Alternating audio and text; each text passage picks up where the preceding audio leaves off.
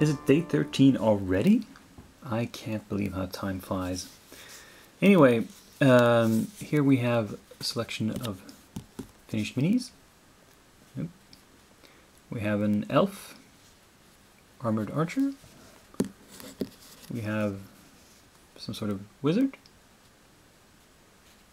And then we have the other wizard, who's more of a pimp. I see I went with working with yellows again, trying out a new recipe for yellow. I hope it worked. I'm still not very good at feathers. I was a bit hesitant at first when I first came up with this color idea to have the red shirt or tunic and the purple cloak. I thought that would blend in too much, but the yellow offsets it nicely, I think. There are a couple of areas on this guy. I'll show you in close-up later. But finally, here's the aerial servant serving up a pizza. The pizza is kind of abstract.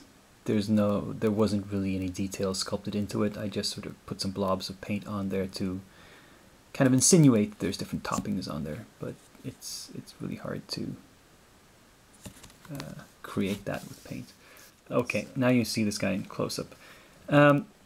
This thing on his shoulder, I assumed is some sort of creature, some sort of familiar. I thought it might look a little bit like maybe a pet pseudo-dragon or something. That's why I painted green, but the sculpting is not that distinct. It's kind of hard to tell what it is. I was also worried about this stuff here at first, but then I figured out that he's holding a bottle and then there's smoke coming out of the top of it. So I painted it sort of gray and white just to kind of try to make it obvious. But yeah. There we go. And you can see the close-up of how I painted this guy as well.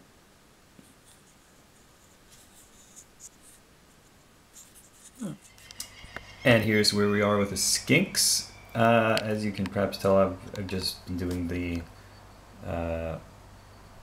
skin tones. And I'm kind of going for the turquoise color that they have in the normal GW scheme. Perhaps slightly darker, because the bright blue I don't find it is that realistic or interesting. But we'll see where it winds up in the end. Well, I'm not moving fast on the pterodactyls, but at least they're primed now. They're all ready to go. As you can see here in the background, I have made sure to have 4 flying stands. This one looks a bit different because of the glue. I'm hoping this will hold up. We shall just have to see when some weight is put on it. And here we have a typical... You can't really see the green stuff anymore. The joins look reasonably well hidden, I think. And once some real paint is put on them, it'll look even better. The question for day 13 is about time travel and where would I want to go and what would I want to see, and the limitations are you can only observe, not interact. I assume this time travel includes some sort of translation capabilities, because otherwise I would be very limited in what I could go back and see and understand. But assuming that, I would want to go back and see the trial of Socrates. I'd like to see if Plato reported accurately. I would like to see if Socrates really was that great a philosopher and an example as a morally upright person, someone to admire. That would be really interesting. Anyway, on to new minis.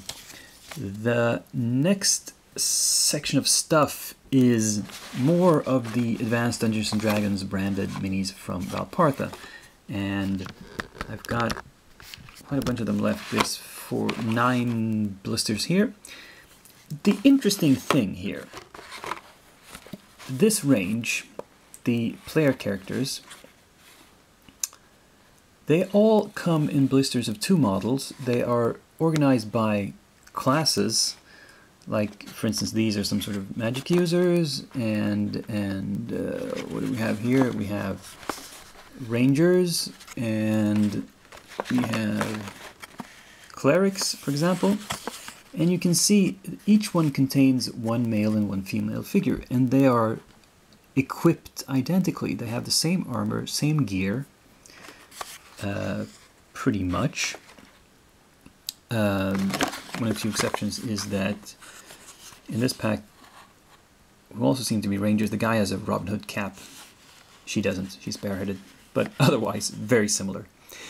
And I feel this is important. I have to point out how incredibly far ahead of its time this idea was.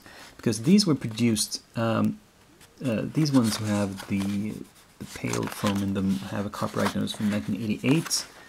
And these other ones from 1989. So we're in the late 80s, and we have equal representation in the role-playing game hobby, in miniature form. And we're still not back to that today. There's no miniatures company doing anything remotely like this. And I gotta wonder why. Because this is a great idea. I'm really confused as to why nobody's followed up on this. This is really something that should be done all the time. But anyway, I really like these minis. I like the sculpts.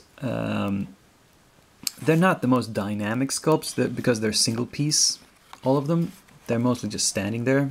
A few are sort of swinging a sword maybe, but most are pretty passive. But still, it's the best you can do with this the limitation. So I'm going to start with the older ones. These 4 blisters. I'm going to unpack and prime these by tomorrow, I hope. And yeah, we'll go from there. So that'll be it for today. Join me tomorrow for next episode. See you then.